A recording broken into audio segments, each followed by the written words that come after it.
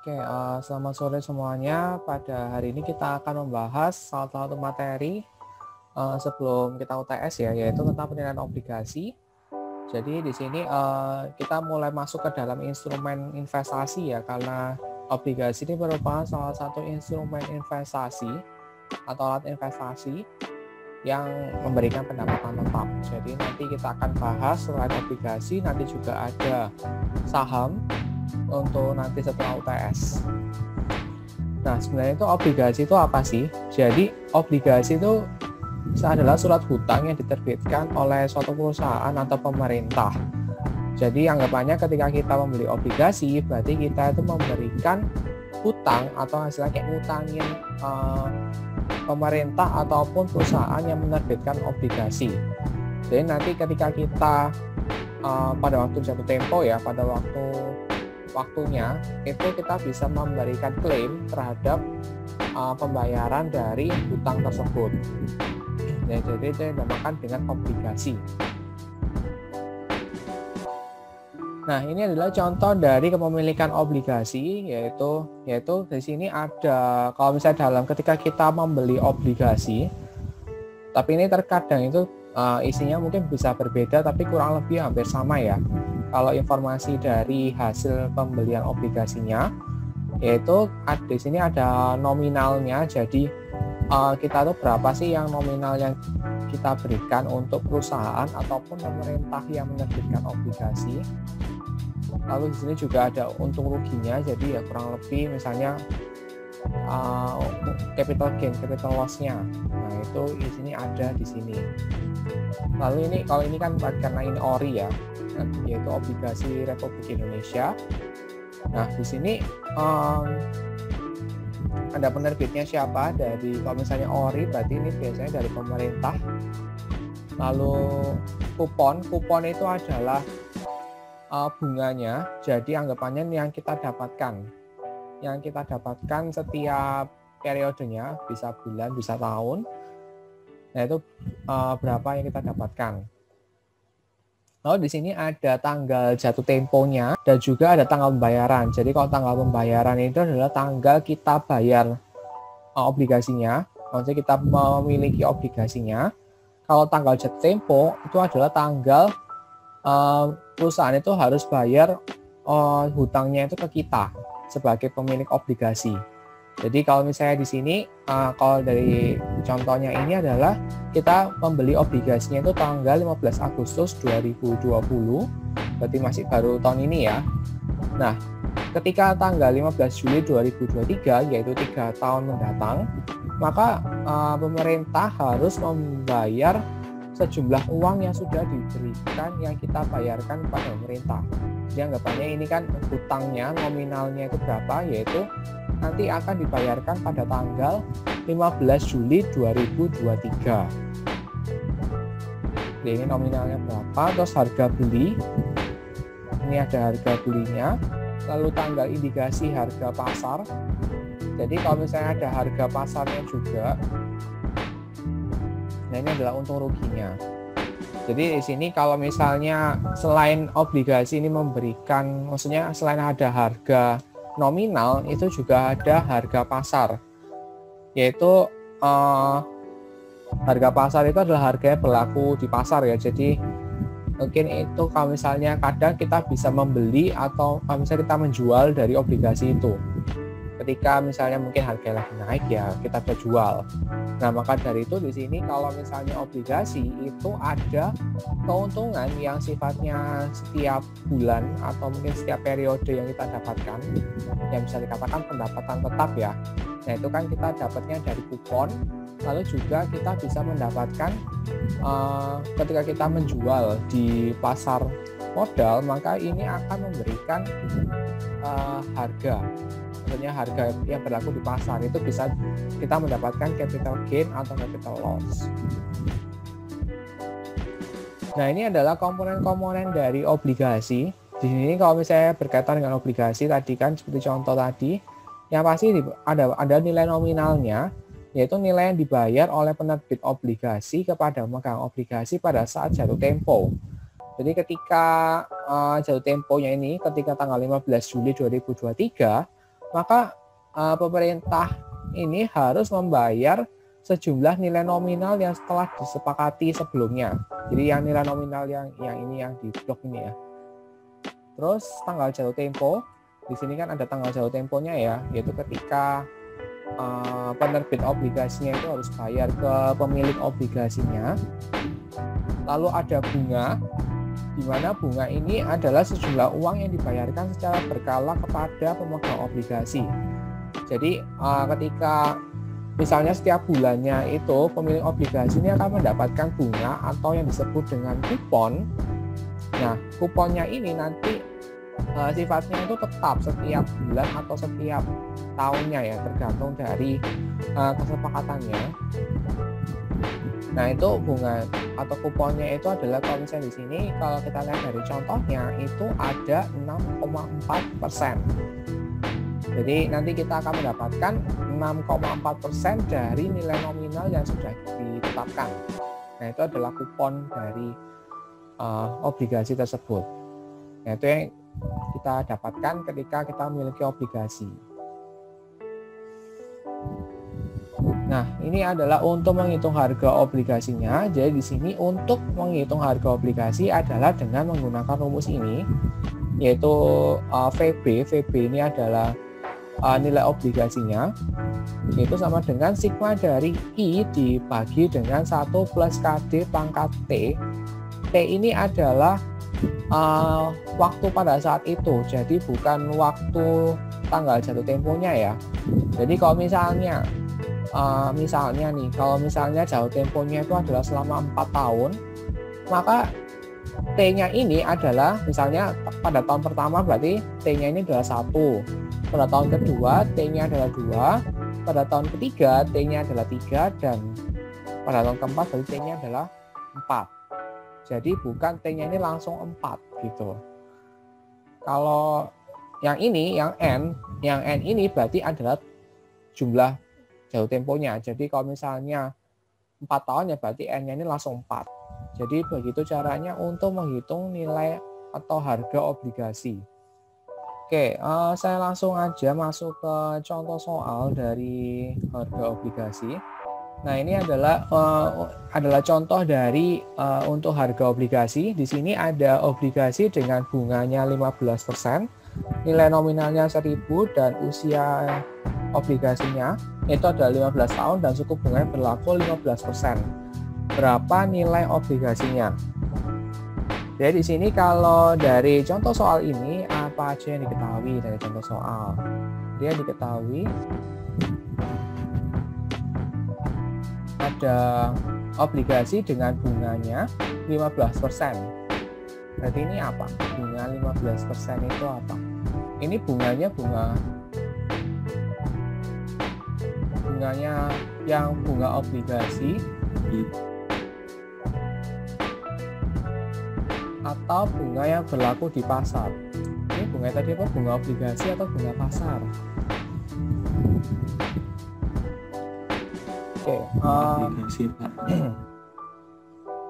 Oke, ini adalah 15%, ini adalah bunga obligasi.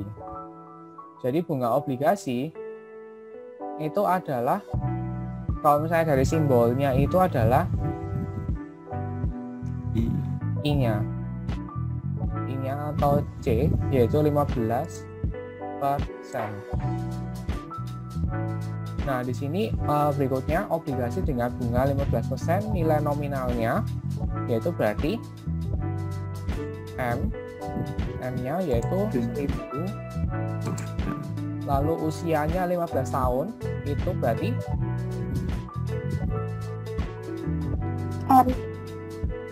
N-nya yaitu 15 tahun, dan suku bunga yang berlaku adalah 15%. Nah, ini yang baru dinamakan dengan KD 15%. Ini sama-sama pasti 15% juga sih.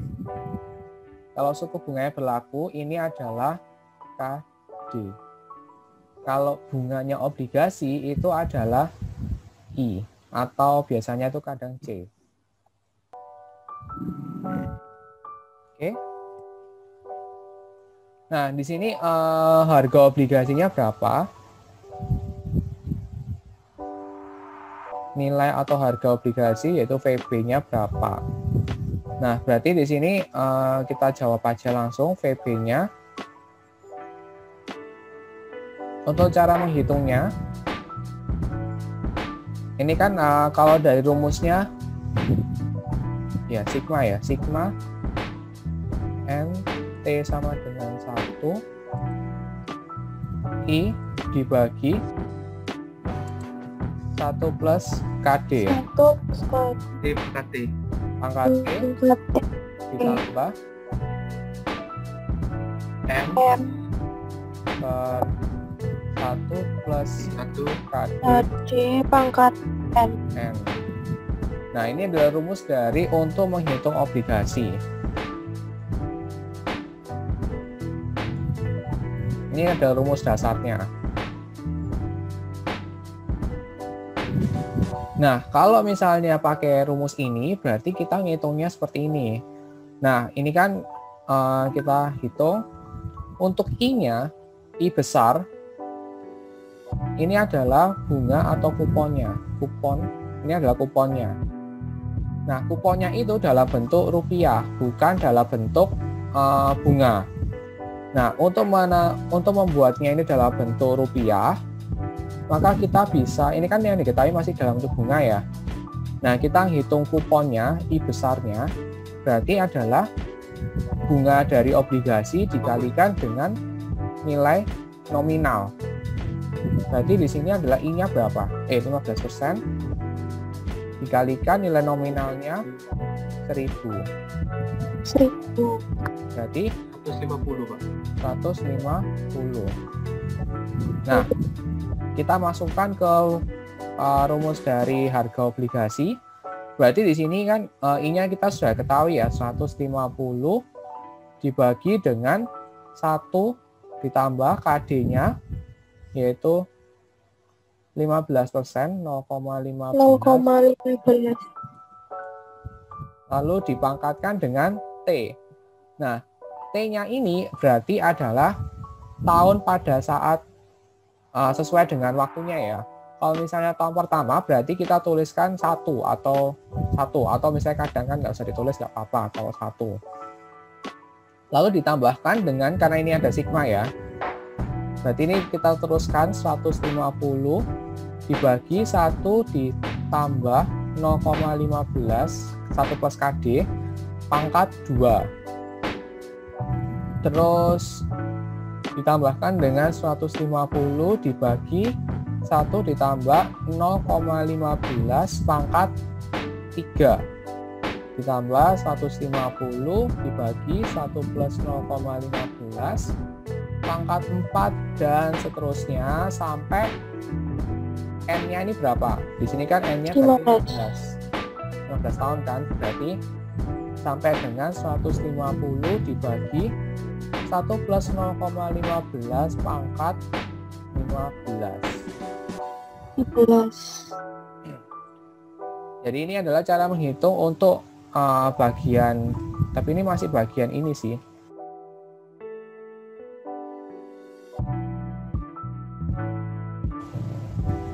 Bagian ini kita masih baru sampai di bagian ini. Untuk yang ini tadi sampai di bagian I dibagi 1 plus KD pangkat T. Karena di sini kan usianya sampai 15 tahun, maka kita harus hitungnya sampai 15 tahun. Baru nanti ditambahkan dengan M-nya, yaitu berarti ini 1000 dibagi dengan 1 plus KD 1 plus 0,15 pangkat 15. Ini caranya adalah seperti ini kalau untuk menghitungnya. Jadi nanti ini disesuaikan dengan tahunnya ya. Jadi kalau misalnya tahunnya itu sampai jatuh temponya adalah 15 tahun, berarti di sini kita jabarkannya 1 sampai 15. Terus baru ditambahkan dengan yang bagian ini, yaitu bagi 1000 nilai nominal dibagi dengan 1 ditambahkan KD pangkat N. Nah, kalau misalnya N-nya itu misalnya 10 tahun, ya berarti kita jabarkan sampai 10 tahun gitu. Oke. Kalau misalnya pakai rumus ini, kalau misalnya ya kan ini kan karena ini 15 tahun cukup panjang ya untuk menghitung dari 1 sampai 15. Nah, sebenarnya saya ada cara cepatnya sih untuk menghitung kalau misalnya nggak harus sampai dijabarkan 1 sampai 15 kayak gini.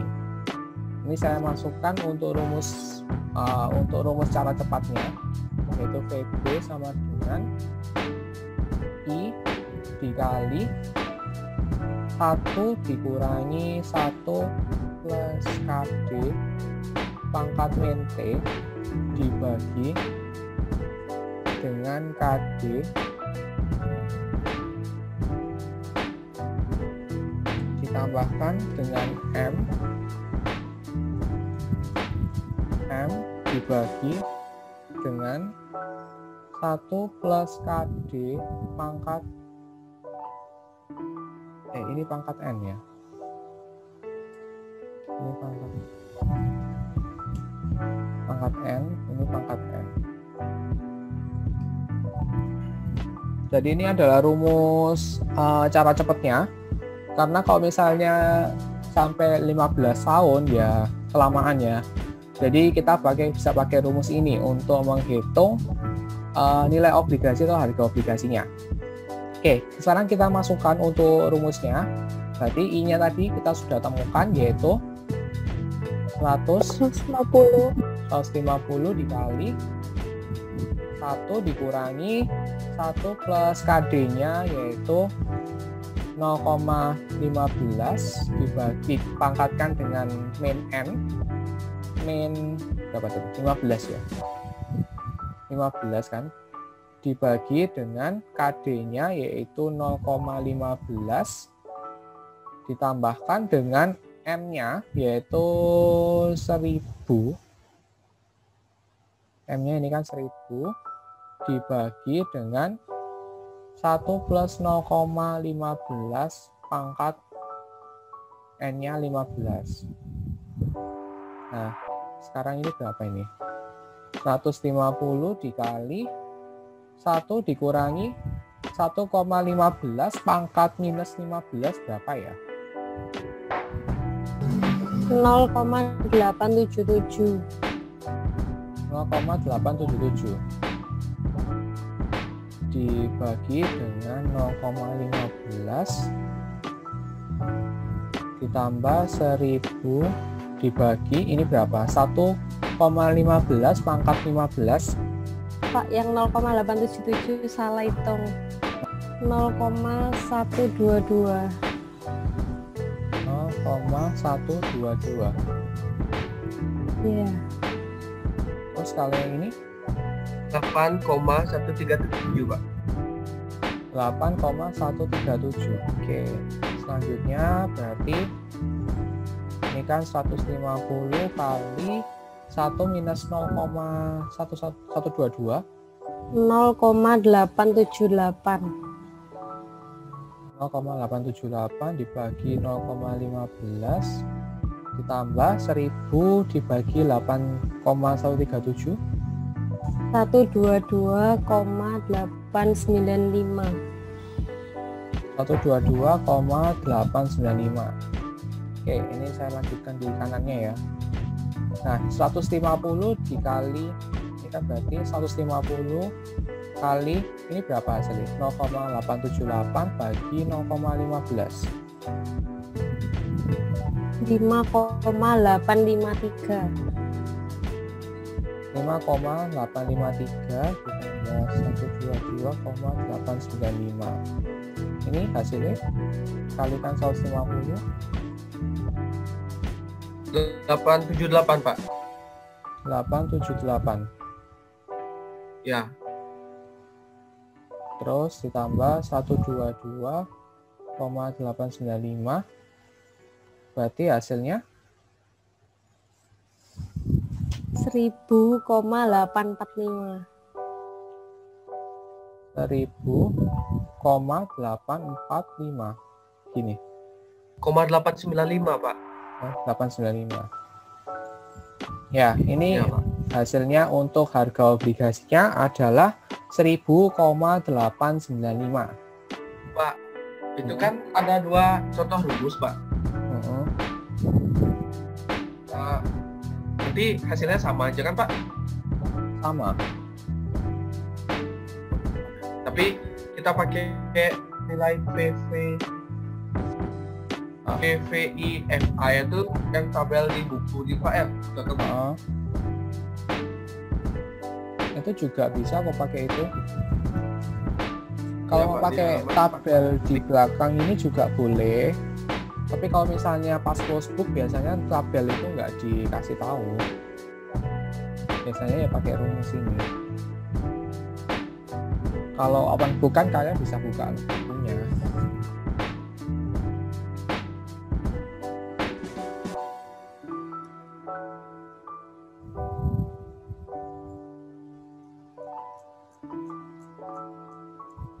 Oke, ada yang mau ditanyakan lagi dari untuk menentukan harga obligasi?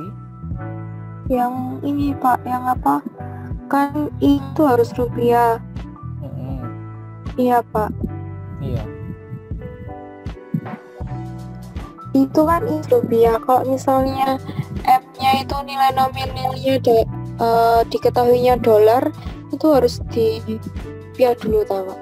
Oh enggak, maksudnya itu rupiah itu adalah dalam bentuk uang, terserah itu mau dalam bentuk rupiah atau dolar atau satuan mata uang apapun. Jadi maksudnya itu dalam bentuk satuan mata uang, bukan dalam bentuk persen.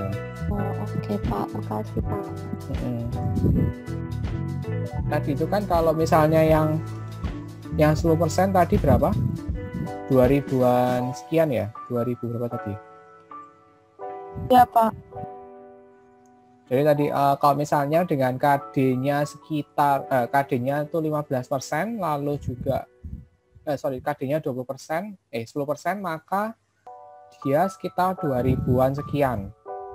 Terus kalau dengan KD-nya 20%, maka dia sekitar 717 ya tadi. 711 atau 17 tadi. 700-an sekian. Nah, ya Pak. Kita lihat tadi kan kalau kita hitung kan M-nya ketika KD-nya ketika 15%, yaitu kan tadi kita sudah lihat di sini ya, 15% itu sekitar 1000-an berapa. Nah, dengan KD 15% ini maka ternyata ketika KD-nya sama dengan bunga, maka di sini akan mendapatkannya sama dengan nilai nominal. Jadi kan tadi hasilnya nih harga obligasinya adalah 1000 sekian ya, anggaplah itu 1000-an. Nah, maka dari itu di sini kalau misalnya KD sama dengan bunga, berarti kan tingkat suku bunga yang di pasar atau yang diharapkan oleh investor dengan suku bunga yang didapatkan oleh obligasi itu kan sama ya, sama-sama 15%. Maka di sini dia tidak akan mendapatkan keuntungan maupun juga tidak rugi. Jadi ya sebenarnya flat 15, benar-benar sesuai dengan nilai nominal yang didapatkan. Nah, ketika kalau misalnya di sini harganya ketika KD atau tingkat bunga yang disyaratkan oleh investor itu menurun menjadi 10%, ternyata di sini harga yang berlaku di pasar itu menjadi meningkat, atau harga obligasinya menjadi meningkat. Nah, di sini kalau misalnya ketika kan KD-nya tadi 10%, lalu bunga yang didapatkan dari obligasi ini adalah 15%. Maka di sini untuk harganya di sini meningkat menjadi tadi sekitar 2000 sekian. Nah, itu karena adanya perbedaan atau selisih perbedaan 5% ya dari yang antara yang didapatkan oleh investor dengan yang didapatkan oleh investor dengan yang diharapkan oleh investor itu bisa mendapatkan keuntungan. Ketika KD-nya 10%, maka kan di sini ada selisih 5% ya. Jadi kan yang didapatkan oleh investor itu adalah 15% dari obligasi ini, sedangkan KD-nya atau yang diharapkan di pasar itu adalah 10%. Jadi anggapannya kita ketika menjual obligasi ini kita punya untung 5%, istilahnya gitu. Yang itu disebut dengan obligasi premium. Jadi ketika investor atau yang pemilik obligasi bisa menjual di atas harga nominalnya, maka itu disebut dengan obligasi premium. Nah, sedangkan kalau misalnya ketika KD atau tingkat suku bunga yang diharapkan oleh investor yang di pasar itu adalah sebesar 20%, berarti kan lebih besar dari yang didapatkan dari obligasi itu. Dimana yang didapatkan kan 15% ya suku bunganya. Nah, maka dari itu di sini harga obligasi ini menjadi menurun. Jadi harga wajar dari obligasi ini menjadi menurun karena dia itu tidak bisa memenuhi kebutuhan atau yang diharapkan di pasar. Karena kan diharapkan di pasar 20%, sedangkan dia hanya memberikan 15%. Jadi anggapannya ya harga obligasi ini menjadi menurun, jadi ya nggak kurang menarik di mata investor lah, istilahnya seperti itu. Karena ketika dijual maka ya dia harganya jatuh gitu, harganya di bawah dari yang sebenarnya atau yang maksudnya yang nilai nominalnya.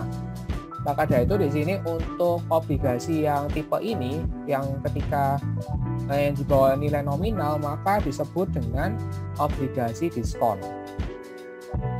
Jadi kalau misalnya di atas nilai nominal itu adalah obligasi premium, kalau misalnya di bawah nilai nominal maka dinamakan dengan obligasi diskon. Oke, sekarang di sini ada harga obligasi untuk semi annually. Jadi kalau semi annually itu rumusnya seperti ini. Untuk rumusnya kalau misalnya semi annually itu kan kalau misalnya awalnya itu kan adalah PB sama dengan sigma NT sama dengan 1 I dibagi 1 plus KD pangkat T ditambah M dibagi 1 plus KD pangkat N. Nah, kalau misalnya semi annually, kalau misalnya ini kan yang awal ya, ini kan yang annually. Kalau misalnya semi annually itu berarti VB sama dengan sigma NT sama dengan 1, I-nya itu dibagi dengan 2 dibagi dengan 1 plus KD dibagi 2 pangkat T lalu ditambahkan dengan M lalu 1 plus KD pangkat dibagi 2 dipangkatkan dengan N kali 2. Ini yang semi annually.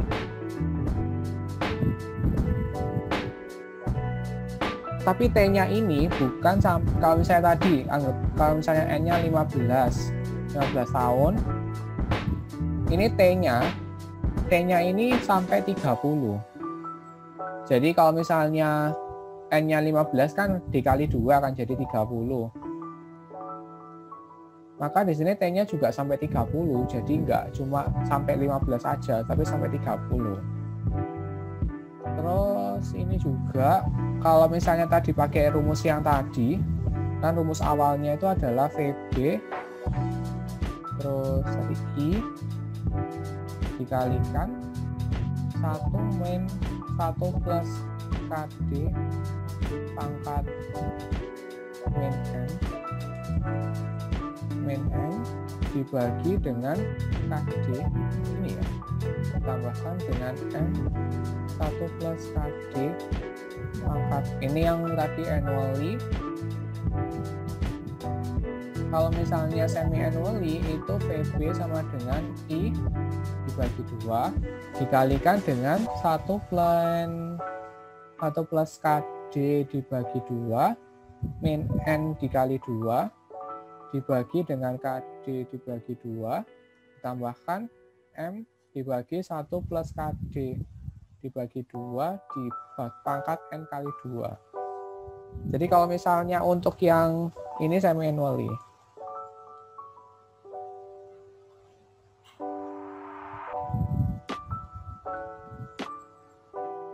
Jadi kalau misalnya yang bunga-bunga itu pasti dibagi 2. Kalau N-nya atau kalau misalnya frekuensi itu dikalikan dengan 2. Karena kan kalau misalnya semi annually berarti kan setahun itu bisa 2 kali. Sedangkan kalau misalnya dalam 15 tahun berarti dilakukan pembayarannya sebanyak 30 kali karena dikali 2. Tapi setiap pembayarannya itu misalnya tadi kan kalau kuponnya 150, maka setiap kali pembayaran hanya 75 gitu. Baik itu juga KD-nya sama. Jadi seperti itu untuk penghitungan semi annually-nya.